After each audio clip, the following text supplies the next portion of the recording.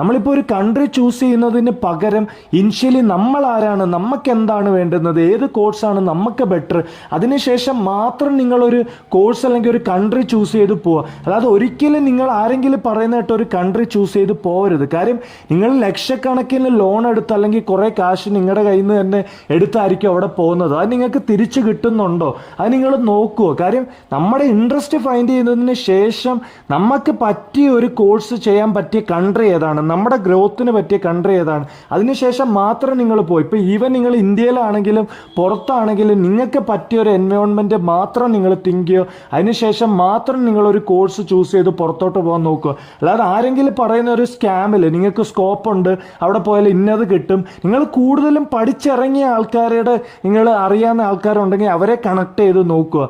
അവർ പഠിച്ച സ്ട്രീമിലാണോ ജോലി ചെയ്യുന്നത്, അറ്റ്ലീസ്റ്റ് അത് നോക്കുക. നമ്മൾ അത്യാവശ്യം പൈസ ഇൻവെസ്റ്റ് ചെയ്താണല്ലോ നമുക്ക് മുന്നോട്ട് പോകുന്നത്.